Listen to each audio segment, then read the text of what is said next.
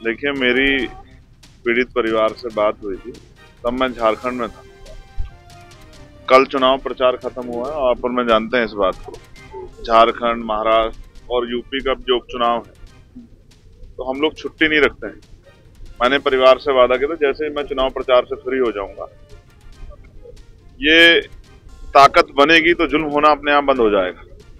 तो हम ताकत बनाने का काम कल तक का हमारा था। आज मैं सुबह ही वहां से निकला और आज परिवार से जाकर मिलूंगा। अभी तक क्या कार्रवाई हुई, अधिकारियों से बात करूंगा। उस दिन मेरी सभी अधिकारियों से बात हुई थी।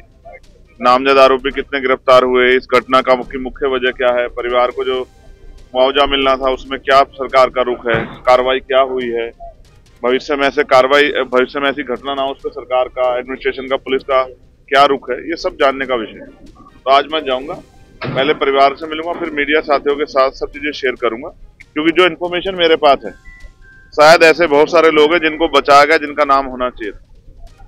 जो इस घटना के सूत्रधार है उनको बचाया गया। बाकी मैं पीड़ित परिवार से मिलकर, आप समझिए, अगर उत्तर प्रदेश में खुलेआम गोलियां चल रही हैं तो उत्तर प्रदेश की सरकार और मुख्यमंत्री कही कानून व्यवस्था बहुत अच्छी है, तो ये एक मजाक है। और उसके बाद कार्रवाई ना होना, कार्रवाई के लिए परिवार को डेड बॉडी को रखना पड़ना, ये उससे भी ज्यादा जो है, ये मैं कहूंगा कि ये दुखद है कि जब पुलिस और प्रशासन पर, सरकार पे जनता का भरोसा खत्म हो जाए। लेकिन बताया जा रहा है अब जाके पता लगेगा। मगर आप सोचो, इनकाउंटर करने की नौबत क्यों आन पड़ रही है?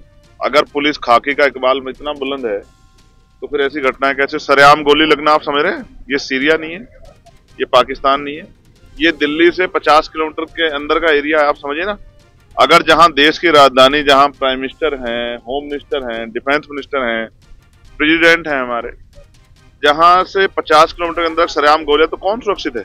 इसकी जिम्मेदारी कौन लेगा? होना चाहिए रोज। और क्यों नहीं गिरफ्तार है? इसलिए कि मरने वाला दलित का बेटा, इसलिए गिरफ्तार नहीं कर रहे हो? तो मैं आज जाऊंगा और मैं आपको भरोसा दिलाता हूं, अगर लापरवाही बढ़ती जाएगी तो 25 तारीख का सेशन चल रहा है, मैं हर कीमत चुकाऊंगा, लेकिन कोशिश करूंगा कि इस तरह के मामले दोबारा ना हो और जो घटना है उनमें सख्त कार्रवाई, चाहे मुझे पार्लियामेंट में कुछ भी करना पड़े, लेकिन मैं अपने लोगों को इस तरह मरने नहीं दूंगा। अखिलेश जी क्या कह रहे हैं, मुझे इस पर ज्यादा चिंता का विषय मेरे लिए, मेरा बड़ा चिंता का विषय ये है कि अभी जो मेरे को इन्फॉर्मेशन है, कुंदरकी में दलित और मुस्लिम बाहुल्य गांव में बीएलओ ने पर्ची नहीं बांटी है। और जब पर्ची नहीं होंगी, और मेरे पिछला चुनाव याद है, अपना खुद का चुनाव याद है, जब पर्ची ना होने कारण दूसरी पर्ची लेके जो मतदाता है वो बूथ पे जाता था तो पुलिस उसको रोक देती थी, कहते पर्ची लाओ, और पर्ची बांटी नहीं है। तो सरेआम लोकतंत्र का गला घोटा जा रहा है, ये किसी छिपा हुआ नहीं है। चाहे मीरापुर हो, चाहे गाजियाबाद हो, चाहे कुंदरकी हो, हर सीट पे आजाद समाज पार्टी मजबूत चुनाव लड़ रही है। शायद ये भय है जिसके कारण जो है एडमिनिस्ट्रेशन और पुलिस जो है इस तरह की कार्रवाई को अंजाम दे रही है। और मुझे लग रहा है चुनाव आयोग शायद जो है वो गहरी नींद में है, उनको दिखाई नहीं दे रहा। मैंने चुनाव आयोग को लेटर लिखा कि इस पत्र को पढ़ के आप इसका संज्ञान लीजिए। शायद अभी चुनाव आयोग सोया हुआ है, उसको दिखाई नहीं दे रहा है, लेकिन अगर कल जब मत पड़ेगा इसी तरह की कार्रवाई हुई तो मैं आपको विश्वास दिलाता हूं कि हम पीछे नहीं हटेंगे। हम फेयर चुनाव के लिए, जो संविधान का मंशा है कि फेयर चुनाव हो, निष्पक्ष चुनाव हो, उस निष्पक्ष चुनाव कराने के लिए अगर हमें आंदोलन करना पड़ा तो हमने अपने साथियों को कह दिया कि हम आंदोलन के लिए तैयार। योगी जी ने पटेंगे तो पटेंगे कहा, इससे लग रहा है आपको यहाँ भीकनपुर में हुआ, ये किसका परिणाम है?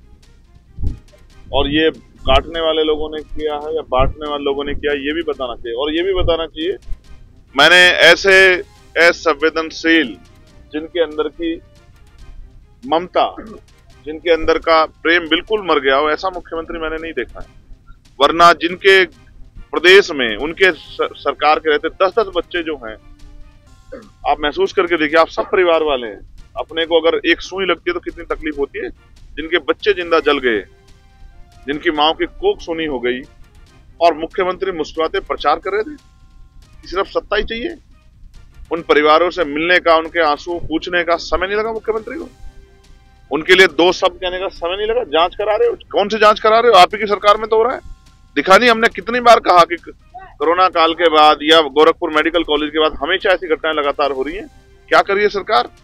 बस सिर्फ बंटवारे की बात, सिर्फ जो है हिंसा की बात, और हिंसा करके या हिंसा की बातें करके मुख्यमंत्री वोट तो बटोर लेंगे लेकिन जन समस्या का समाधान नहीं कर सकते। आज पढ़ा लिखा नौजवान बेरोजगार घूम रहा है।